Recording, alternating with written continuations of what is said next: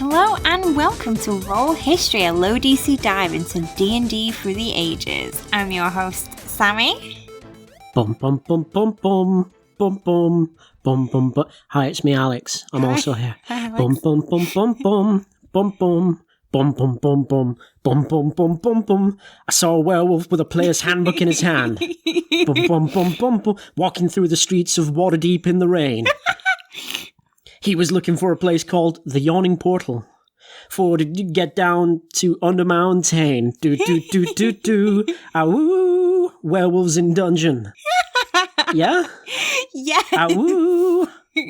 Werewolves in dungeon. It's Werewolves in Dungeon. Oh, good job, Alex. You tried really hard for that That was bit. great. Great.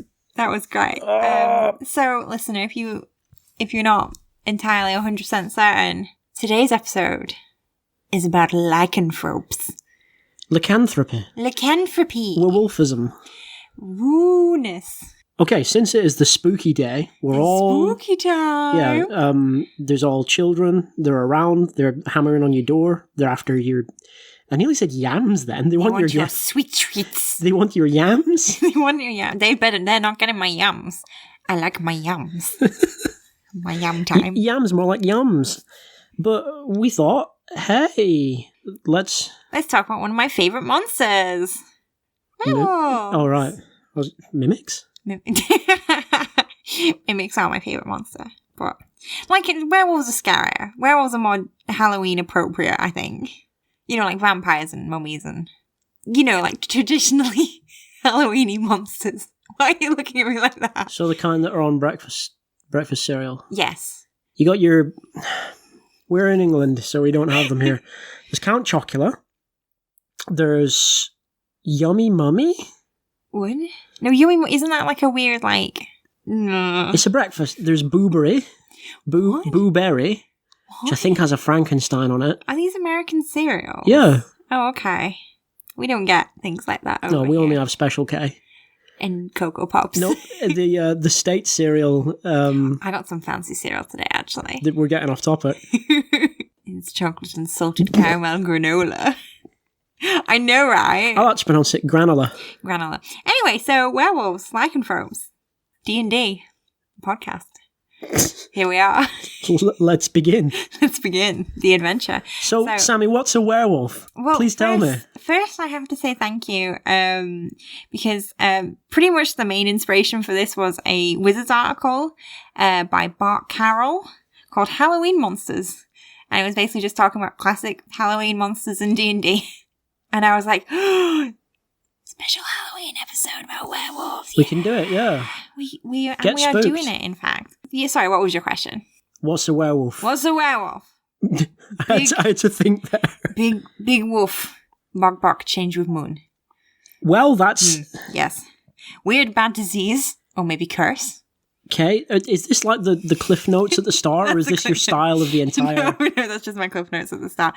Yeah, basically it's some kind of wolf-man hybrid that goes around howling and werewolves. Everyone knows a werewolf. But did you know in D&D there's not just wolves, but also bears and lions and tigers, oh my. You did it wrong. I You know, did it the I'm wrong way sorry. around. Why did you do this? I'm sorry. But there's also rats. Yep. Were-rats. And also bats. And also badgers and boars and crocodiles and foxes and hyenas and lions and ravens and stingrays and sharks and even dolphins. That's deeply upsetting. It That would be should very... Imagine... Oh no, the full moon is... I'm going to transform and... Yeah, the dolphin noise. We're going to talk about why dolphins are really scary in a bit. That's fair. But most lycanthropes are just your generic kind of like, oh, yeah, I got bitten by a nasty wolf and now I'm a nasty wolf. But some were versions in D&D are weird, and I'm going to get these ones out the way because some of them are kind of... Hey, I'm a lichen. I'm also an anthrope. That's... So, yeah, lycanthrope. Mm-hmm. That's lichen, anthrope. It's a portmanteau of those two things. You know, the ancient Romans could have fun as well. But lycanthrope has about the same kind of etymological bona fides as the word manimal. You know what I mean? You just jam them together. We're going to talk about manimals in a bit. Oh, good. Yeah, you're excited. But for now, let's talk about the weird were versions, not including manimals. There's or a humanimals, as they're called. Oh, that's less I'm fun. not It's even just got to be a serious. manimal. You paint the tiger. You paint it black because that's what manimal was. Is black animals and stuff, and it was cool. And then it was lead paint, and it died. Oh dear. Max tells me that every time manimal comes up, which is more often than you might think. So we've all heard of a werewolf, as you might have heard if you were talking to me, because that's what I say sometimes. And you've heard of all the other ones, like the bears and the lions and the tigers. The dolphin. And the dolphin. We don't like to think about the dolphin. I've seen the picture of the dolphin. Ugh. I'm excited. If you think those are weird, then you're not going to enjoy this next bit. Because there's a couple that I want to just get out of the way and just not have to think about ever again, hopefully. Okay, yeah, what's the weirdest were thing you can think of? I could think of. Yeah. It would probably be a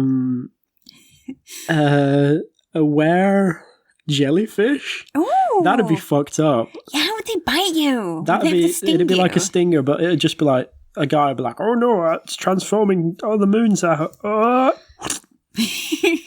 he'd sloop out. I feel like any kind of were plant would be quite interesting. Like a were cactus. Yeah. Oh no, the moon. Sorry, was that a cactus noise? That was my transforming into a cactus noise. It's very different from my cactus noise. What's your cactus noise? Fair, okay. Fair enough, okay. So I walked into that and some of the spikes got in my face. Oh no, did you make that weird noise from Simpsons? What? You know when he walks... Oh, there's a rakes on. No, I'm sure there's a bit where he gets driven over There's by definitely cactus. some bits in The Simpsons where somebody does touch a cactus. Okay, so have you heard of song dragons? Yeah, they're like, it's like a dragon. Okay. And it's got a harp. It collects sheet music in its lair. So these aren't officially were creatures, but colloquially they're known as were dragons. And I don't think they really count because most dragons can shapeshift, especially if they live in Eberron.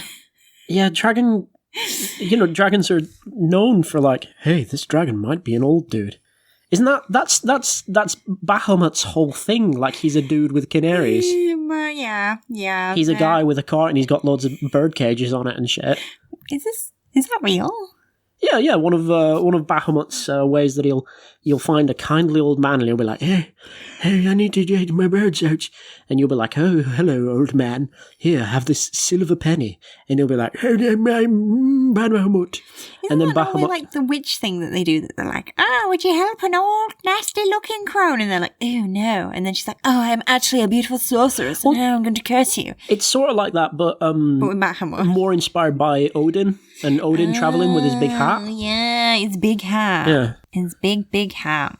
Okay, well, song dragons. Yeah, sorry, tell me more about these song dragons. Yeah, so I wouldn't class them as were dragons, but they're called were dragons, so I have to mention them.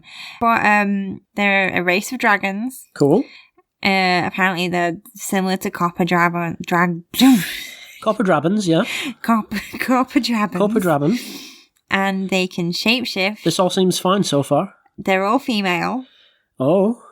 And they can all shapeshift into beautiful human women because they're not pretty enough as dragons. Right. I probably wouldn't even mention them because this is just like, oh wow, yeah, that's like the least interesting thing ever. Yeah, here's some shit. But they're described as being whimsical but non-malicious. That implies that usually whimsical things are malicious. And I could understand that in like a fairy tale world where, oh look, it's a cute fairy. Oh no. Oh, my teeth. Yeah, you know what I mean? But it's like, it's a big dragon that can turn into a lady. That's not really whimsical. Are they full-size dragons? I think they're like so. Flying around being like, oh, time to turn into a busty lady. That's right, it's us, the thong dragons. The thong dragons. Okay, yeah, so that's just embarrassing. Not as cool nice as they one, should D&D. be. But the other one I have to mention as being quite weird is the werefox. Okay. In later editions, the werefox is just a fox that's a werewolf, but it's a fox. Okay, so like a werefox, yeah, okay. Yeah, in early editions it's not. It's the elven version of a lycanthrope. Wait, what? So like if I mean, we haven't got to the how you get it yet, but usually it's the bite, isn't it? So if a werewolf bites an elf... They become a werefox. But also only women can do it. Again? And they all have silver hair and are very beautiful. Oh, they... Oh, but, you know, if you insult their beauty, they get nasty and kill you. And then later they were like, oh, yeah, werefoxes are like kitsunes. And I'm like, oh, of course. Yeah. Well, you know, oh, yeah, if an elf is bitten by a werewolf, then it turns into a full-size body pillow. Hi, I'm Gary Gygax. But thank God, later in Mystara, they released a regular werefox that wasn't bound to gender or elves. That's good. And we have a happy ending to this story. And those are the weird ones I want to mention that aren't... That never need to be spoken about again. Never need to be spoken of again and aren't humanimals. Everyone. Which I unfortunately have to talk about a bit. Yeah, so please forget everything you just heard. Yeah, those aren't important. Those aren't relevant to those will never be life. spoken of again. Why is it always like, oh yes, it's a race of... mischievous, non-malicious shapeshifters, and they all turn into voluptuous women. I mean, I never specified that they were voluptuous, but in all the fan art, they were quite voluptuous. They will be. Like, why is that always the thing? I mean, I don't want to be nasty or call anyone out, but this game is kind of historically made by a bunch of gross men. Sorry. I shouldn't have asked, actually. Anyway, do you want to know how? Okay, so this is proper wolves. Okay, yeah. And we're going back to the beginning. We're going back to the beginning, baby. Right. Okay. So when they were first introduced in original D&D in 1974, yep, they were super bare bones. Like a skeleton? The whole section on them takes us like maybe 2 paragraphs. Things that they introduce here end up staying in a lot of the editions as well. So fur, legs, tail, teeth, nose, stinky. Weak to silver. I mean, that's not strictly a D&D thing, though, is it? No, but that's what they are. That's one of their 2 traditional weaknesses.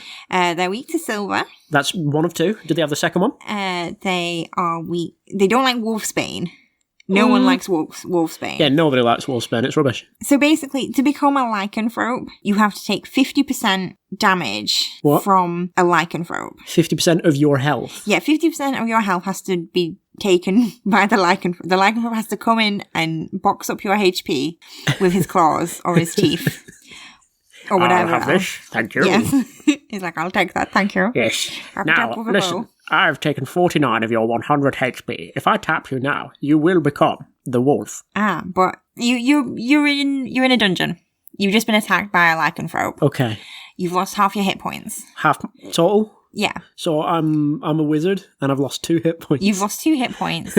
And the lycanthrope is like, oh yes, I've taken your hit points. These are mine now. I've put them in a box. Yes, I'm on the hunt. I'm after you. You've purchased a lycanthropy pack. It'll be with you within 2 and 24 days. Oh, it's like a post-launch yes, DLC you don't find out right away. You lose your health points and you're like, oh, damn, I hope I don't turn into a lycanthrope. And then you have to wait 2 that to would be 24 terrible. days. I don't want to be hungry like the wolf. But it was really easy to not be a lycanthrope anymore because the cleric could just be like, cured disease. Or you could have belladonna in the first 24 hours. What? Which is a poison and could kill you, but would also possibly get rid of your lycanthropy. It kills the wolf first. Yeah. That's the thing. So does it have their second weakness? I already said wolfsbane. No, their actual second weakness. Oh, what's their actual second weakness? Chocolate. Oh, no. No, that's something we should keep in mind now. Yeah, it's poisonous to him. Silver bullet. Okay. It's like, oh yes, I have to get silver bullet. I have to load my gun with silver bullet. Sir, we're in a fantasy world. We don't have guns. Shit. We better get chocolate. It's poisonous to dog types. So they don't have guns, but they have chocolate. Oh shit, we don't have chocolate. Oh no, being a peasant is bad. So, as well as wolves, we get introduced to werebears, who are nice sometimes. In the Greyhawk supplement, wererats were added, and apparently wererats prefer to be in a giant rat form and can summon 10 to 100 rats as a vampire. So I assume that means they use the same mechanics as a vampire. No. But do they just randomly turn into a vampire to summon rats? It could be that, or they summon the rats as a vampire. Ooh. So they summon either, was it 10 to 100 or 1 to 100? 10 to 100. Okay, because one rat dressed as a vampire, that's adorable. Oh, 100. 10 rats dressed as a vampire, that's a bit of a mess. That's kind of weird. 100 rats, that's back to being adorable, isn't it, really? No, Because it's just not. like a fluffy kind of... It's like a convention. It's like a... Welcome to Dracula Con for rats. Where rats were also very smart and held people for ransom and could use weapons in beast form. What's scarier than a giant rat man? It's a giant rat man holding a sword. That sounded like another advert, like for life insurance or something. There were some more comments about like where tigers and things, but I found them kind of like, where tigers are normally found in Polynesia. And I'm like, that means literally nothing in a Polynesia, whereabouts in the Forgotten Realms is that? Is that where Drizzt lives? This was original D&D where they didn't really have a setting. Yeah. This was before like Greyhawk, so... Dang. Yeah. Wait, so where tigers? Yeah, you could predate Castle Greyhawk. Priorities, Gary. Come on. In Dungeons and Dragons, yeah. Ugh. So in the Blackmore supplement in 1975, they expanded a little bit, and it opens up with something. I don't know why it makes me laugh so much, but like it starts out with being. So it's talking about like, because obviously beforehand there were restrictions on who could turn into a lycanthrope. It was just humans. You know, only humans get infected. Right. Wait. So not even like dwarves or elves? Oh no, elves become a kitsune, don't they? Elves become a body pillow, yep. Well, I think that was after this. What do dwarves become? Dwarves don't get bitten. Oh yeah, dwarves wear iguana. Fuck it. Oh. I mean, that's probably one of the options later. But so instead of it just being humans, it's any warm-blooded being.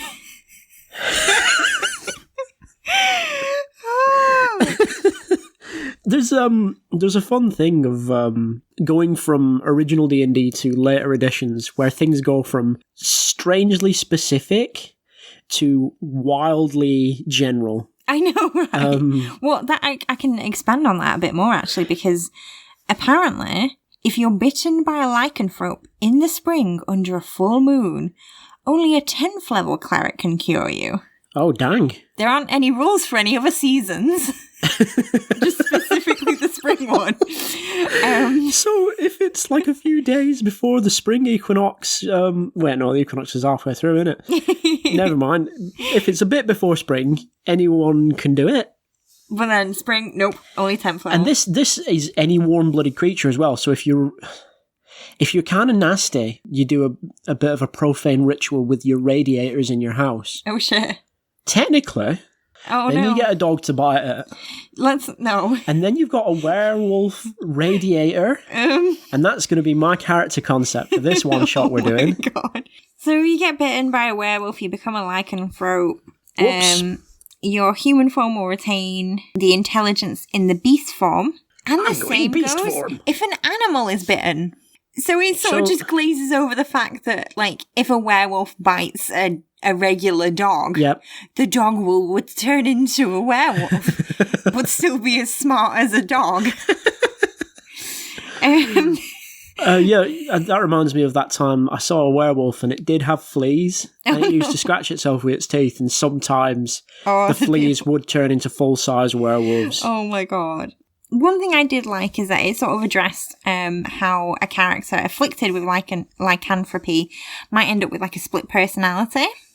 Oh, the alignment changed and stuff. Yeah, the alignment. So obviously your lycanthropes normally evil, and if you're a good character, then there'll be a bit of a discrepancy between your alignments, and this can cause like a split personality. And there were some like interesting bits about how the referee can determine which is the dominant one. So normally, how most referees would do it is that, like, you get bitten by the lycanthrope, you turn into the lycanthrope, you lose control of your character because the evil one is in control. Yeah.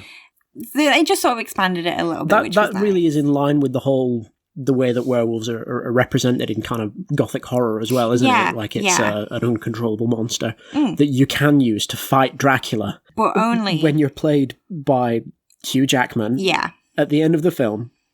For like Do you remember? 2 minutes. Remember? And then everyone dies. Do they all die? Oh yeah, no, of course. he survives. Yeah, he survives. And she dies. And they And then go to she's the up in the grave. clouds with her dad. Yeah. And the it's all cloud very has awkward. actually been bitten by and it becomes a wolf. And the rain in it, technically, that's warm blood. Ooh. Yeah, does it have to be human blood, or can it just be It just like said sort of warm-blooded creature, so... like a Warforged doesn't have human blood? I mean, is it warm-blooded, though? Oh, Ooh. Dragon Magazine 24, 1979. we're early here. Yeah. We get a proper rule for how to play a lycanthrope instead of, just getting bitten and then... And then the DM being in charge. Yeah. And the article was by a guy called John Matson. Oh, that's the guy that makes the sausages, doesn't it? Well, he made these rules, and boy, are they crunchy. That makes sense. This is possibly the most crunchiest thing I've ever read in any of my research, and I didn't enjoy it. So, okay, you've been bitten by a lycanthrope, you've been infected with lycanthropy. You have to roll a d100. Okay. Depending on what you roll, 25. you will become a lycanthrope. Oh no! 28? But depending on what number you roll, it will depend on what type. Oh, is there a chart? Yeah, so there's A, B, C, G, E, F, G. Oh, my dice doesn't have those on. So I didn't write down all of them. There's the weighting on it. Yeah, the weighting was really weird. I think it was like 1 to 15, 16 to 25, 26 to 40. These are... Yeah. So if I'm in the first band, though, if I rolled an A... If you rolled an A, you have to make a whole new character until you've been cured. Oh. You are evil, and you will immediately transform between 1 and 8 days. Oh. Yeah. Dang, that's... Yeah. But if you rolled like a 99 and we're in group G, there's a chance that you could transform under great stress, or if the moon was in full... Oh, I'm hulking out. To a part man, part monster being. Which just kind of makes me question, what do they think they're going to turn into in the other ones? I'm assuming it's still a part man, part monster being, or else it's not much of a werewolf. But yeah, there's like crazy percentages. There's so many percentages in this bit. There's even a whole table to decide what your alignment would be, depending on what your character's was, and the creature who did the biting, and then there's more percentages.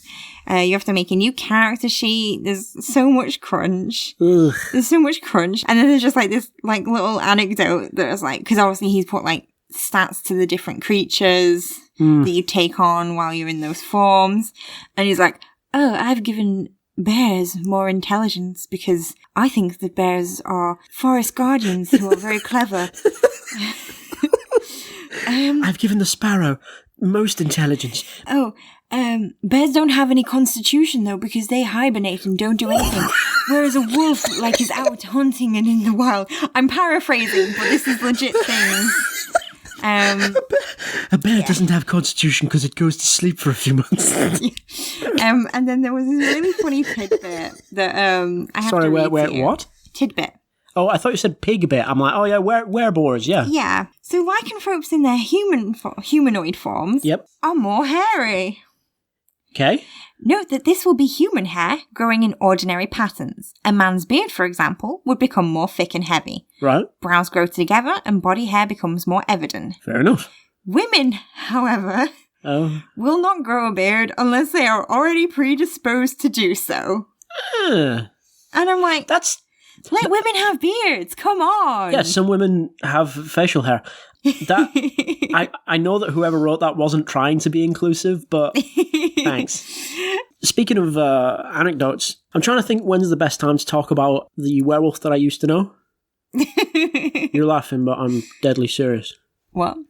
Yeah, her name was Laura. Okay. She was a werewolf. Okay. We went out hunting one time together. Okay. I'm mildly freaked out. Is this like when you're 12 and think you're vampires living in your head? No. Well, I mean, I was 13 and I had no such illusions. Don't know about her, she was a bit older than me. But we went out, we saw some, we went out in the fucking, on the moors. We saw a load of deer. She could track them like nobody's business. It was fantastic. Found like a load of grouse and pheasants and things. That's cool. Yeah, it was very cool. She was a werewolf. I had to make sure that I didn't drink downstream from her. Oh. I mean, I wasn't going to drink from the stream because, like, that's dirty. But she was like, look, Alex, don't drink downstream from me because you don't want to risk anything. I'd be like, yeah, okay, fair enough. She's like, look, I've got my silver ring on, so it's fine. Oh my god. She had a silver ring which stopped her transforming. Shit. How do I compete with this? Yeah, she was cool. It's I'm really sorry. I'm not a lycanthrope in disguise. That's good. I'm not a vampire either. That's better. I'm not any kind of monster girl. Sorry. Do you want me to talk about Advanced Dungeons? Yeah, let's talk about the actual sorry, it's just it seems like it. I mean, it's a spooky day, so it's a spooky day, and I it don't is really kind have of any spooky No, I don't want to. I have like embarrassing stories when I was 12. I mean, that story is living in my head. That story is embarrassing, just not for me. And I figure it's kind of germane that I used to hang out with a werewolf. That is really cool. Yeah. I wish I hung out with a werewolf, as long as they were a good werewolf. So, Advanced Dungeons and Dragons in the DM's guide. It made me really laugh because my notes did a twisty turny. Oh, do you want me to talk more about my werewolf friend? No, just I while can you do recover? it. I can do it. Actually starts off by saying that previous versions of lycanthropes are too complicated to understand or are structured so poorly that the were-creature dominates the game. Which edition is this, sorry? Advanced Dungeons and Dragons. Oh, you know it's bad when advanced is saying that things are too complex. Yeah, but the problem is they didn't really change any of the rules, except they got rid of all the percentages. So it was easier for me to read at least. Yeah. So it's still 50% damage, they're still weak to silver. I think at this point they start being like, oh, yeah, magical weapons can do damage, but regular weapons. What about chocolate? Does it say anything about chocolate? It never says anything about chocolate ever. So one thing I did like, there were some nice role-play tidbits about the different kind of wares, which I liked. So were-rats would always volunteer to be at the back of the marching order, I guess because they're cowardly? I don't know. You want to be in the centre though, don't you? Yeah. Or maybe so they could run away if things got bad. Were-tigers often kept cats as pets. Ooh, tag yourself. Were-boars always wanted to be the leader and would argue with anyone who disagrees. That's a reference to that anime, isn't it? I think so. Pretty much anytime there's a were-boar in this, I'm just like, Inosuke. Yeah, it's the anime. So, again, there's like rules about how mental stress can cause a lycanthrope to turn, and I really feel that. I quite like how they're bringing in things that aren't just, hey, here's the mechanics of having large arms and fur. Yeah. As well as it being like, hey, this is something that fundamentally changes your character. Yeah. They will act differently because of it. Here's how. Well, I mean... How does a jellyfish act? What are the roleplay tips? Plops on the floor. It immediately perishes. It immediately perishes. One thing I did find really funny in this bit was... there are tables for how much damage you take when transforming or bursting out of your armor. And there was a great tidbit from the Wizards article that was back in the original. And I mean, even today, like, magic users can sometimes be a bit squishy. And there were a load of embarrassing ways they could die in the early editions because they were so squishy. But now, if you were a lycanthrope player, you had a real threat of dying because you failed to break free from your own armor and took too much damage and died. He died as he lived, crushed by his own trousers. Imagine you're watching an Avenger film and the Hulk's in it. And he's like, oh yeah, I've got these reinforced trousers now. And everyone's like, oh, that's cool. They won't break as much. And then he transforms, but then his legs pop because his trousers are too powerful. Oh no! And that's how he dies. That's how he dies. And that's good storytelling. That is good storytelling. Always wear appropriately sized pants. So other than that, not much else is expanded on. There are lots of new types added, but every time they talk about lycanthropes, they add like another 5 animals that you can be. So in this edition, it was devil swine, were seals, which I'm just like, are those just selkies? Were jaguars, greater were bats. Oh no, greater were rats. Yeah, it's like more rats. Just a bigger rat. This one's 20 to 200 rats as a vampire. It's not until 1992 we get anything really chunky about lycanthropes. And that's when the supplement Night Howlers gets released. Oh, I love Zootopia. This was published during Advanced Dungeons & Dragons, the 2nd edition. But I think this was a supplement for the Beck Me Basic set. I'm not 100% sure. I couldn't get any confirmation either way, which is very handy. It's almost like there were too many books coming out. It's almost like there were too many books. It's like we can't sift them all without. So lycanthropes now are more like disease victims. So all lichens are infectious, whereas it just being sort of like just a thing. Yeah, just a thing you sort of deal with. That's quite interesting, considering one of the whole things with lycanthropy in actual folklore is whether they are a curse, a disease, whether they are a victim or a warrior, or, you know, a lot of them started out as like totemic kind of things, and you'd wear like a wolfskin belt to transform, and you'd do it yourself. Yeah. And then later on in like Victorian times, it was like, no, it's a kind of madness. Yeah. Well, when I get to like the different settings, it's really interesting to see how different settings handle the different sort of origins. So in Night Howlers, it was all infections. PCs needed 2 sets of stats, one for the human form and one for the beast form. Obviously, there were all those rules about what your alignment would be if, like, it was different to the creature. Yep. In Night Howlers, you could make a saving throw when transforming to retain your own alignment. Oh. That actually narratively could be quite cool. You're like, because you're like, oh, I'm wolfing out, and you've got that accent, and you're like, oh, hello, I'm wolfing out, and then you'd roll and you'd save and you'd keep your alignment and you'd use it to fight Dracula at the end of the film. Yeah. I wish I could stop bringing up Van Helsing. It's alright. It's Halloween time, baby. It's time to talk about. We should watch Van Helsing after this. Let's watch Van Helsing. Maybe not straight after. Maybe not straight after, or maybe next year. Maybe next year. So, in the Night Howlers, there's a lot of things about resisting. So you could resist to change your alignment change. You could resist transforming by the moon, and possibly even transform willingly, which obviously would be modified depending on the phase. You could resist the hairiness of it. You could still get really buff and wolf-shaped, but you'd be like bald, like one of them weird cats. You know, the Sphinx cats. You also got special abilities through level progression, which is something I don't think they do ever again. Almost like werewolf as a class? Yeah, it's like almost like a separate class. That kind of makes me think of vampire as a class in 4th. They later change that and make it so you can't earn any XP while you're while you're in Lycan, while you're in the big wolf While form. you've hulked wolf. While you're wolfed out. Yeah. And there were some cool, like, so the higher your level as a lycanthrope got, the more, like, you'd start out with, like, a quarter resistance to regular weapons. Oh, and you become... Eventually you become immune to it. Become the monster. Yeah, so you end up getting beefier and beefier. One of the special abilities is that you must take beast form on the nights that precede and follow the full moon. But then also you can choose to transform if the moon is visible. Right. So it, like, gives you that option. So you can do it even on other nights. That's sort of like Discworld rules. Yeah. Where Angua can transform at any time, but she's locked into it when it's full moon. And then you get normal weapons do half damage, and you can also transform at night without the moon, which seems like huge. Yeah, the moon's pretty big. Sorry. You can speak with the same were types while you're in beast form. Again, like, very interesting. I hate that. I hate that so much, because you're like, and it's like, oh yes, who says that we need to go this way? I hate, like, when people turn invisible and they're like, oh, I'm invisible as well. Can I see the other invisible person? I hate that. Well, yeah, you could talk to a were type. You could voluntarily transform whenever you want. That's pretty big. Normal weapons do a quarter damage, and then you get immune to normal weapons when in beast or beastman form. Okay, you're going to like these ones. The last sort of couple of levels, you can summon 1d2 animals of own were type. As a vampire? As a wolf. Oh. Which will arrive in d4 rounds if nearby. If nearby?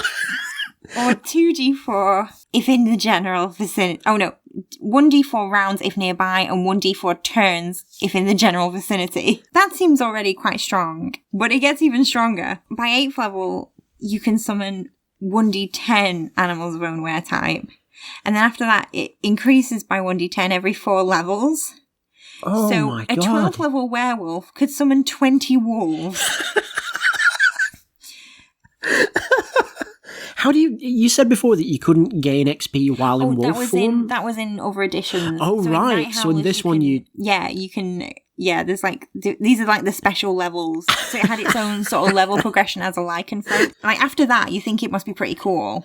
Yeah, you've just got 400 wolves that just sort of swarm the place within 1d4 rounds. You can recover 1d4 plus 1 HP every 24 hours spent in were form. You can recover how much? 1d4 plus 1. That... Yeah, that's the penultimate level. You... Like, benefit. You bonus. can't... Yeah. That...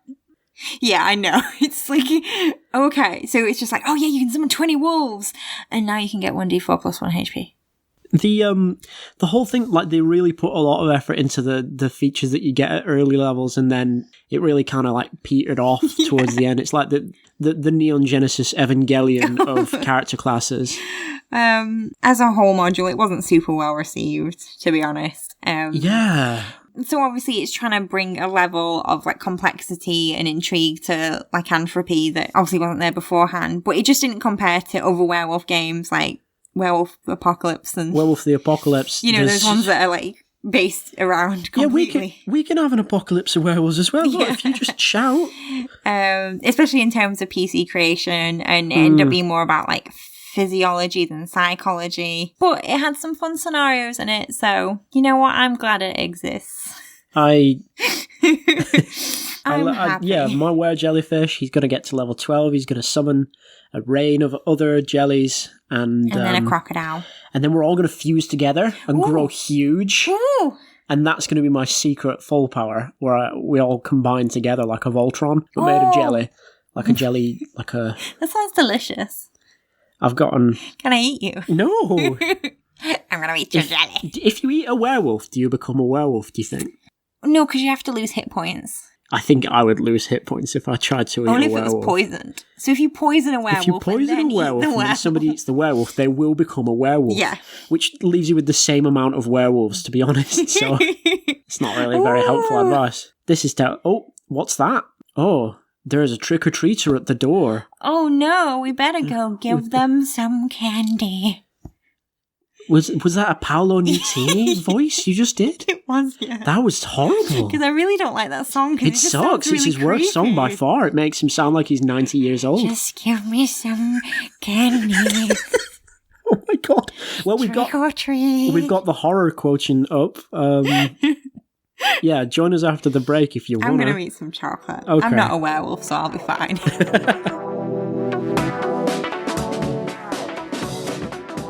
Hi, listeners. It's me, your host Sammy, and also your host Alex. That's me. We're here to talk to you very sincerely about you.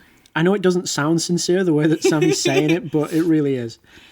We're only a small podcast. We've only just started. We've only just launched. So the fact that you, listener, are listening is like such a big deal, and we can't even begin to describe how thankful we are. Yeah, that's super cool of you. We're working hard to make this as good as we can. We're really trying to get this off the ground, and you're a part of that. Wow. Yeah.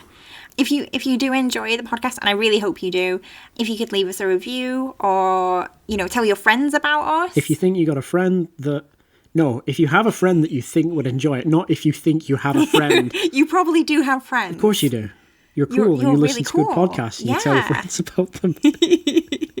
But yeah, any word of mouth is like excellent and helpful, thank you. If you want to email us, we've got any like comments or anecdotes or suggestions for episodes. Yeah, we're hoping to have... I interrupted there, sorry. But we're hoping to have like, maybe we can read out some listener stories on the show. That'd be so cool. Yeah. Mostly this section is just to thank you because, like Alex said, this is important to us, and we're having a bunch of fun, and we hope you're having fun listening. You know how good it is when someone recognizes your work. When you put your drawing on, you made a sculpture with a ghost, and you put a lot of effort into it, and you put it up on a pedestal, and it's so late, you guys. Anyway, again, thank you so much. We're so grateful for you. And we'll let you get back to the show. Thank you.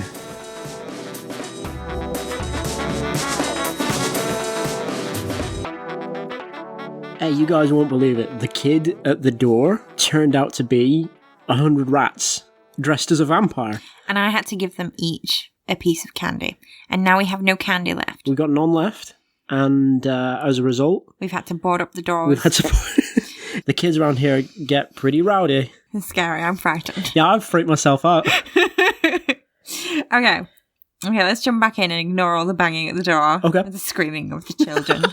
So, next big chunky werewolf lore we get.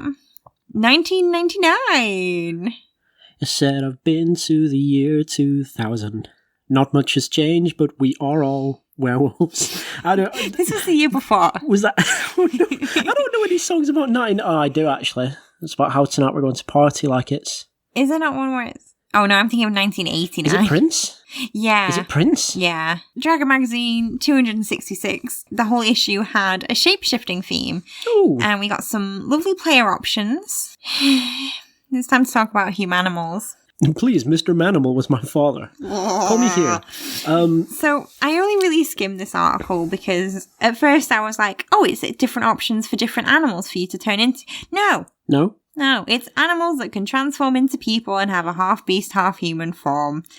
Yeah, and it's like the opposite. And I'd probably be more interested in it if, well, I mean, first off, it was like, oh yeah, these are ones that are good for your Oriental campaigns. And that's like the easiest way to turn me off anything. But also, so one of the animals that can transform into a humanimal is a dolphin. And that's very terrifying. Because there's just this picture of this terrifying dolphin. Oh no! Man arms. And it's not good. And it's very scary. Ooh. And I didn't like it. So I only skimmed over the article. So I'm not going to talk about that. I might have spiked the audio levels there, but holy shit, that's grotesque. Isn't it horrible? I'm frightened. This is another one that we are absolutely going to put on the Instagram. It's a side-on picture of a dolphin. It's just in the ocean like a dolphin would be. It just has man arms. It's just got these huge beefy arms for some reason. like it found some dumbbells at the bottom of the ocean and was just like, That's my dolphin impression. That's the worst picture I've ever seen in my life. You could be a crab as well. But anyway, a crab with human arms, that's a Pokemon. It is, isn't it? So that's fine by me. That's not too bad. This dolphin, I want a picture of this. I want a picture of this dolphin on my gravestone. No. That would only bring bad spirits. It'll keep people from stealing my treasures that I've been buried with. Hey, that's another werewolf thing. One of the reasons that people dislike werewolves so many years ago in the medieval times was because werewolves were kind of renowned for digging up and eating freshly buried corpses. Ooh. That was one of their things they did. Oh, that's not pleasant. Oh, werewolves are nasty. Like that kind of nasty. What happened to Auntie Jemima? Yeah, werewolf got you. What are you doing with that shovel, Papa? Yeah. I don't think they use a shovel. Werewolf got you. I'm the werewolf. Unless you're a werewolf. And then you can use tools, but you'd stand at the back of the line to get to the tool shop.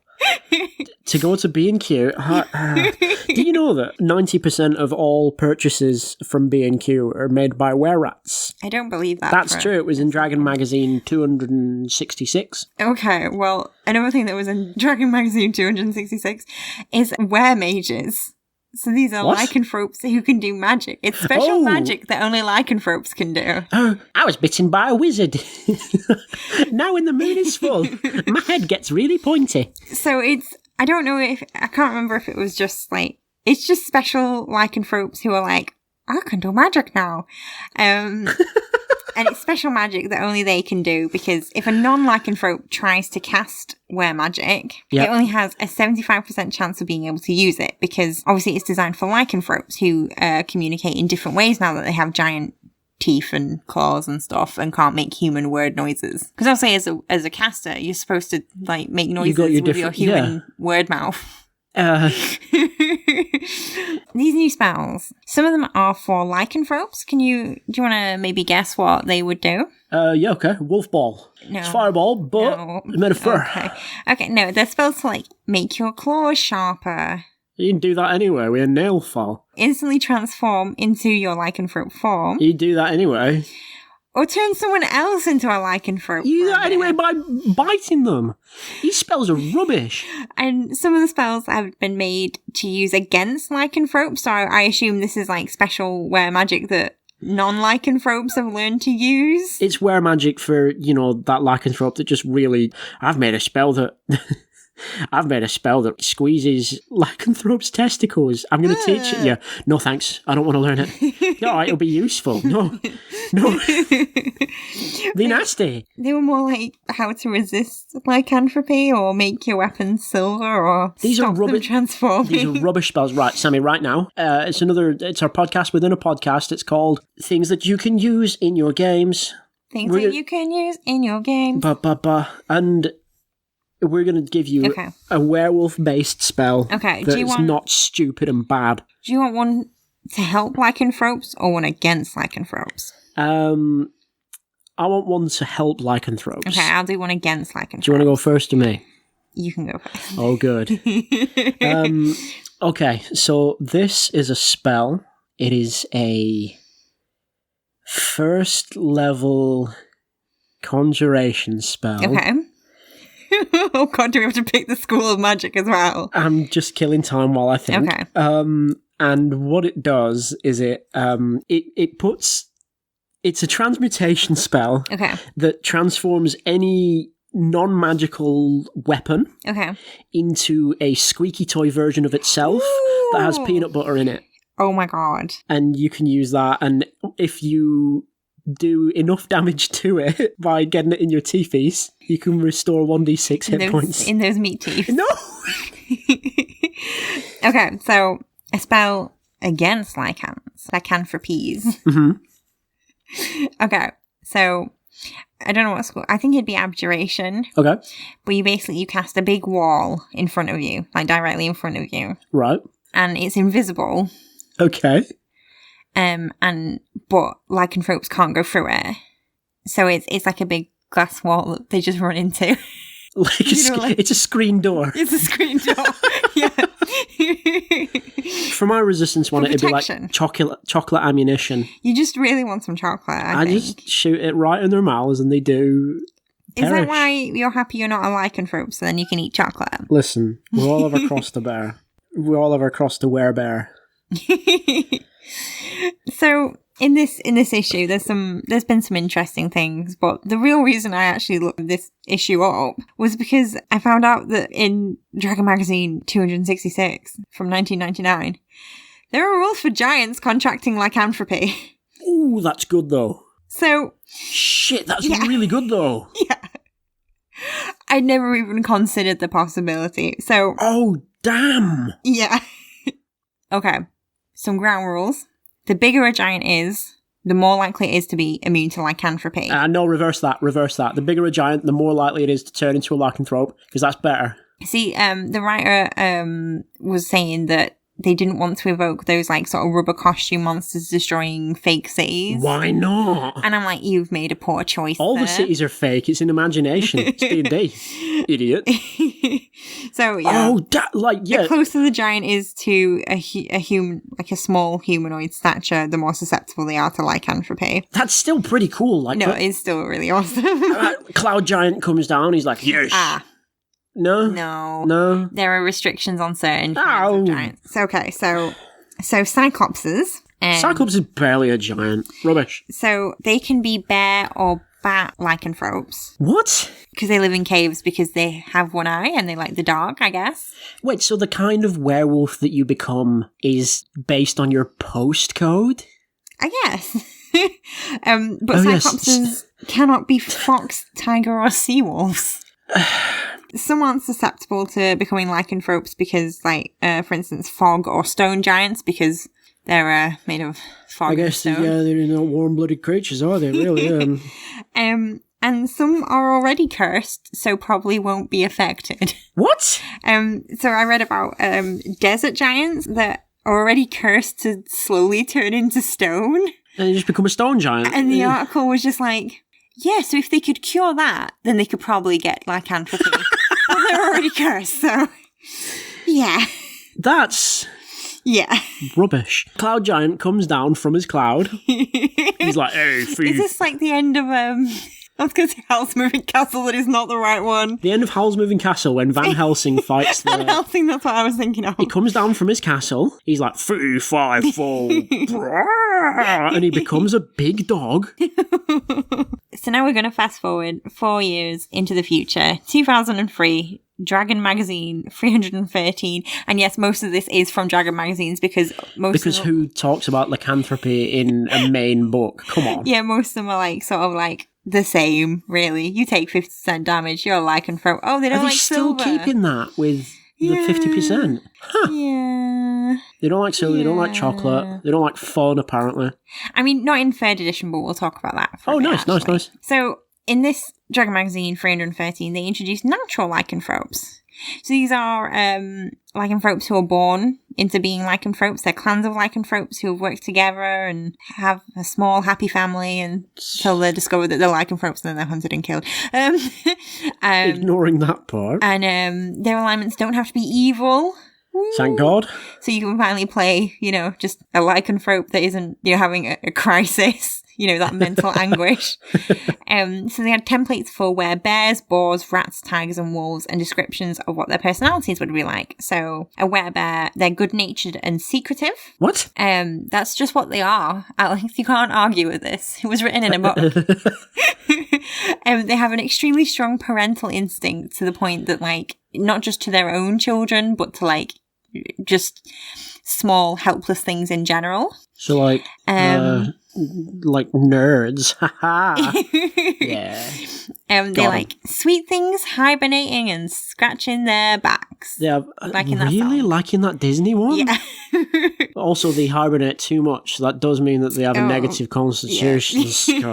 Hi, my name is Dungeons and Dragons. I know all about the stats. So, werebores, keeping with their bad temperament from before, they're, temperamental and greedy. And they like eating. Oh, he's a big bugs, pig. You can be a big pig too. And bathing in mud. This is Disney again. Next, were-lion. It just can't wait to be king. We're not going to cover the were-lion, sorry. Good. We are going to cover the were-rat, which is paranoid and roguish. Okay, yeah. They like biting things and collecting things.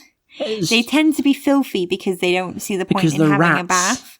And also, they're afraid. What of? Cats! Oh, no. Again, this is very Disney, isn't it? I can't think of I was going to say like Ratatouille, but... So the were-tiger one actually really made me want to play a were-tiger. Oh, no. So were-tigers are noble and regal. They are very clean and look after their furs. They have an innate urge to stalk and surprise people, whether friend or foe. So, they just going up behind people and being like, boo. And also they have a big roar that gives them a +1 to intimidate because they're big scary tigers. Unless you already know that they can intimidate you with their roar, in which case you can save against it. Why is this It's a were-tiger. Is there anyone that doesn't know? I don't want noise to tigers, mate. I hope he doesn't bark at me. Yeah, I was typing out my notes and I'm just like, this sounds really fun. So, imagine having this big giant were-tiger that just likes going up to people and be like, boo. The little tail going, like an actual cat, the little butt wiggle. And then finally we get to werewolves, and this bit was probably quite disappointing actually, because let me guess, they're noble and they love to be alone and no, they think nature is good. Okay. Cool. They like to howl. Right. Yeah. They like to sniff things and mark their territory. You're just describing what a dog does. Yeah, so these are less personality traits and just stuff they do in general. And I was like, oh, after such an interesting little tidbits for all the other races, that's all you could think of for wolves. Yeah, that's... Oh, yes, the were-rat, he can be quite cowardly and he's got a lot of these traits around him. Wolf sniffs things. Tail moves around. Sniff things. He's got 4 limbs. It makes a noise sometimes. Makes noise. Oh. Ears on top. Yep, got a nose. Ears on top, eyes in front. Stinky nose. For our third, fourth, and fifth. I didn't really find too much that sort of differentiated it. There's a little bit about third and fourth that I'm going to talk about specifically in the next section, but that does sort of like, so I was like, well, what else can I talk about? What else is there about lycanthropes? And there's my friend Laura. We're not in touch anymore because it's a bit weird, wasn't it? Well, in certain settings, lycanthropy is a bit different. In Forgotten Realms, you can have hereditary and infected werewolves, although it's more commonly referred to as a curse. Natural lycanthropes view it as like a gift, because obviously they were born with it. They see it as like how you were saying with the totems. Yeah, where you put on... One guy could do it by going into a graveyard, taking off all his clothes, and then pissing in a circle around them, and then he'd become a werewolf. That seems unpleasant. He was only caught later by getting wounded as a wolf and then having the same injury as a human, though. Oh, so okay. I assume nobody saw him do the pissing. Oh, okay. I wish I had a source for you. That's fine. That's fine. So yeah, natural lycanthropes were like, yeah, this is cool. We're harnessing nature's gifts. And if you were infected, you were like, oh! What animal was that, Sammy? That was a lycanthrope being sad. Oh! So a lot of lycanthropes, the nasty boys, those nasty, nasty, evil lycanthropes, they worshipped a god from Forgotten Realms called Malar the Beast Lord. Called what? Malar the Beast Lord. Right. And he was the deity of the hunt, Cool. savagery, bloodlust, and evil lycanthropes. So you can see why they worshipped him. Getting more and more specific as the list goes on. So one of the lycanthrope creation myths is that Malar created them by infusing human tribes with the ferocity of wolf. Rah! Right. But there's also the alternate theory. Obviously, there's Saloon, who's like, the goddess of the moon and good stuff and gentle kindness. And one creation myth for the lycanthropes is that Saloon was like, saw all these like lost children in the forest, and she was like, I will bless you so you can survive in the wild. By turning you into an animal. A big animal. But nasty. a big one, yeah. Which doesn't seem like the best way to do it. Hey, Saloon, could you just like... Not? Yeah, can you not do that? Maybe just maybe take the children out of the forest? Could you maybe just... How many children were wandering around in this forest? You just build a fucking road. Infected lycans could learn to control their affliction with like a special moon saloon potion. Cool. There's the Forgotten Realm book series. There's one called Black Wolf, which is about dressed but a wolf. I mean, I don't know what the characters are called or anything, but they're all called dressed. There's some lycanthropes in that sort of embrace their things and start to learn how to control their powers. I guess powers is the wrong word. How to control their affliction, their curse. That was Forgotten Realms. Let's go somewhere a little more spooky. Strahd's house? Strahd's house! Ravenloft. Okay, so in Ravenloft you can get infected, hereditary, and cursed lycans. But now you can also become a lycan as part of a pact, like how Strahd did. Blue. The vampireness. Hello, Strahd is here. I don't know how that... I don't know what this evil deity is that's just giving out... What do you wish to know? Lycanthropy powers. Sammy. Yes? What do you wish to know? My name is Strahd. Hi, Strahd. Hello, long-time listener.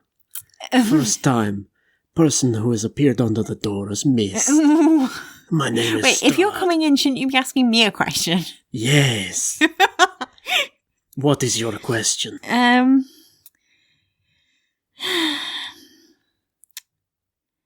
are you? I'm okay. I, recently, friend of mine, vampire friend. Vampire friend? Yes, he got caught in sunlight. Oh, no. Turned to dust. Oh. And I breathed it all in. I had a coffin fit. Oh, that's gross. Sammy. That's really gross. I had a coffin fit. Oh. I must away. Boo. Oh, Alex, hey, Sammy, you're back. I'm back from the bathroom. Did you see Strahd? What? Some mist went through the door and got caught in our dehumidifier. We beat him. Sorry about that. That was weird. I enjoyed it, thank you. I thought you maybe be like, oh, Strahd, what's the reason? How did you make a pact with your Oh, werewolf sorry, thing? that I should have asked that. Sorry, I was just thinking like... You were just being considerate. I bet he doesn't get asked that very Many often. people ask, where is Strahd? Nobody asks, how is Strahd? I don't think he actually talks like that. I don't. I mean, he can talk however we want him to. Blah. He's imaginary. So, lycanthropes in Ravenloft, they are most likely to be evil. They're pretty evil in Ravenloft. Yes, I mean, everything's many things in Ravenloft are, yes. Because there's that whole Plane of Dread thing and everything's bad. It has bad name. Yeah, they can enslave the people they turn. Fair enough. Whether the people are willing or not, which seems like a silly thing to add. That's a common feature of, like, for lack of a better term, boss monsters in Ravenloft. Yeah. Like, you tend to, if you're relatively powerful in a Domain of Dread, you have minions. You have minions. Yeah. Not the yellow ones. If you are attacked by a lycanthrope in Ravenloft, you can't be cured by eating belladonna in the first 24 hours, and you can't be cured with cure disease. What if it's the first day of spring and there's a 10th level priest nearby? Nope. No, not even then? Nope. The only way to cure your lycanthropy in Ravenloft is you must kill the original lycanthrope. That's very gothic horror, though, isn't it? Yeah. And depending on DM's discretion, it can either be the original lycanthrope that infected you, or the creator. Or the source of the whole friggin' line. Yep. Ooh. Or curse, depending on which one it is. After you've killed it, there's more. Oh. A priest, or I suppose that might be cleric. It said priest in the thing, so I think it was advanced. Not necessarily the class, I suppose, just any priest. Must cast 3 separate spells. Atonement, cure disease, remove curse. Right. And then the player must make a saving throw against death. Oh, dang. Yeah. So dang. Even if so you have to go up against a giant giga monster werewolf and then also get loads of spells blasted on you and then also not die. Ooh, and then before all that, you have to find out that that's what you've got to do as well. Yeah. There's no strategy guide for this. No. So it's quite frightening. There are some new triggers introduced in Ravenloft for your transformation. So obviously beforehand it's like, oh, the moon is there. Oh, mental anguish, I guess. When the moon hits your eye like a big pizza pie, you turn into a werewolf. Yeah. Ooh. So some of these new triggers include any phase of the moon, the change from day to night. If the moon exists, turn into a werewolf. The change from day to night or night to day. Okay. Bloodlust. Fair. Battle. Just in general. Fear. Fine. Lack of sleep. Oh no. Pain. Right. Passion. The sight of blood. Passion fruit. Seeing a plant. Sorry, what?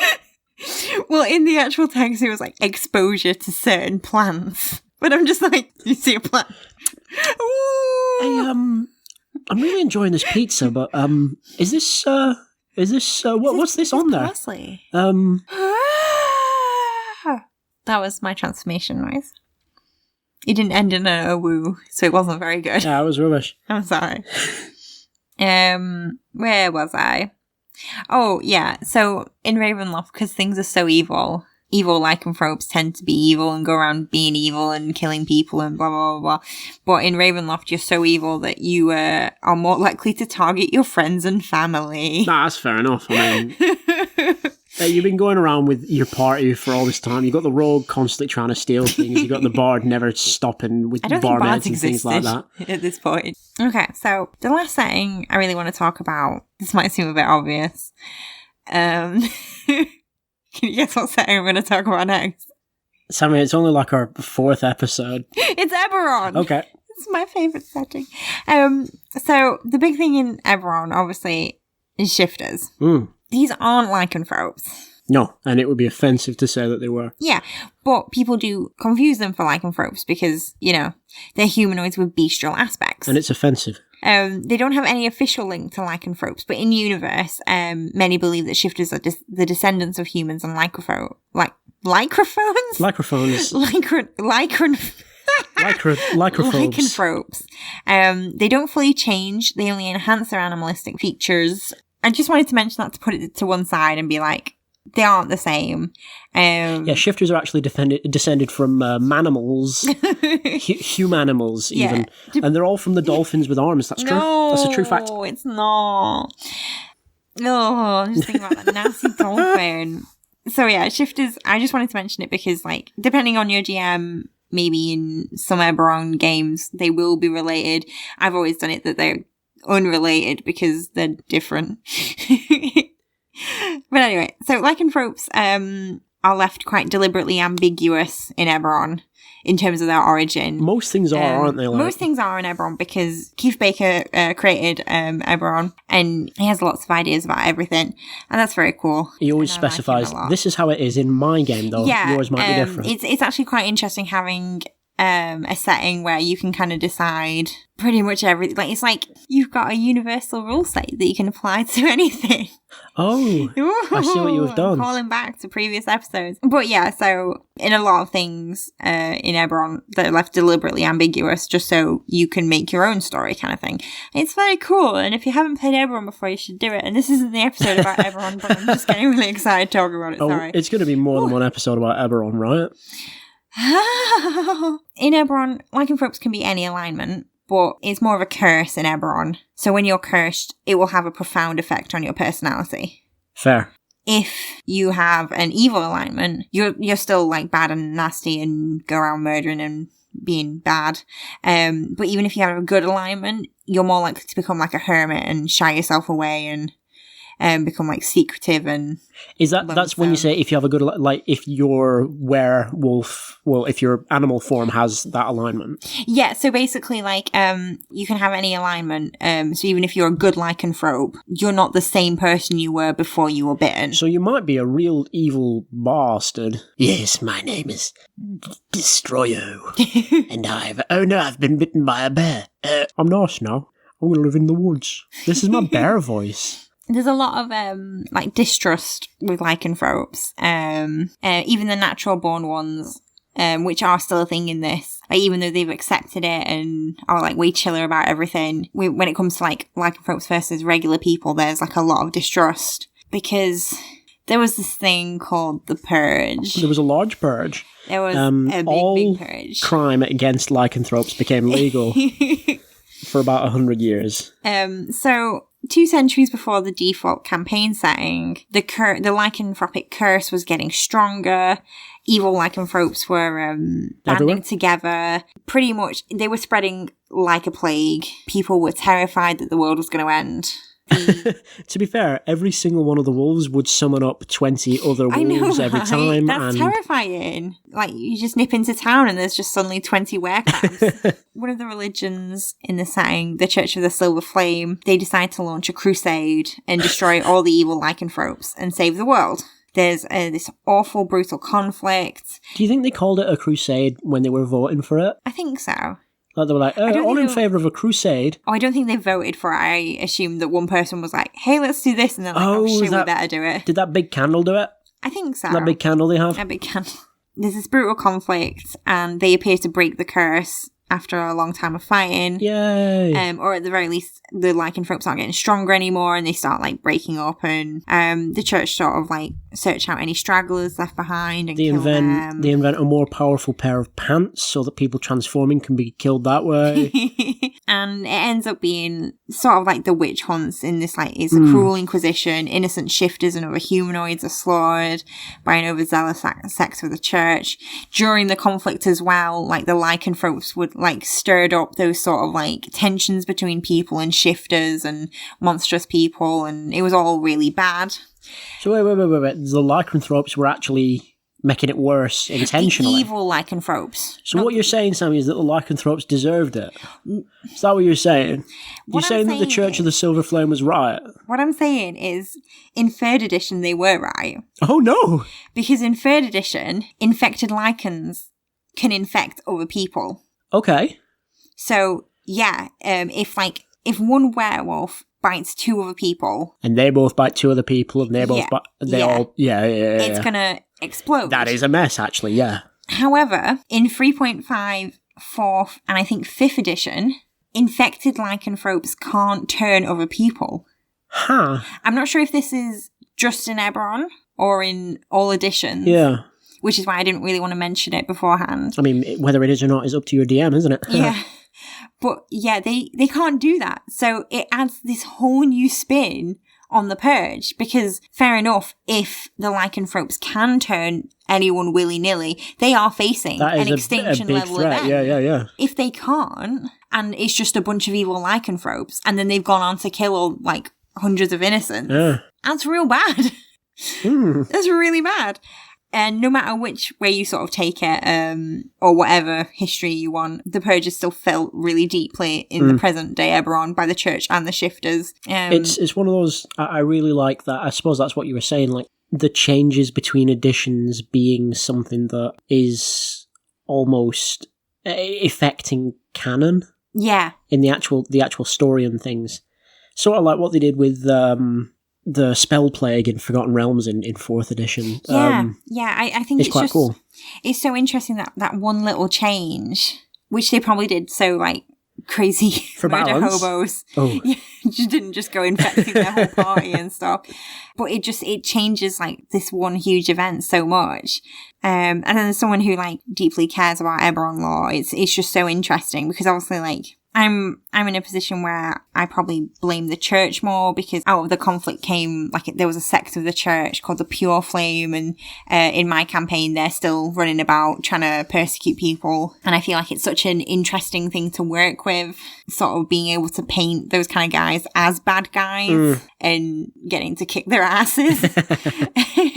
But obviously in Eberron, like, a lot of your morals and your alignment is really murky, and it's a very grey area.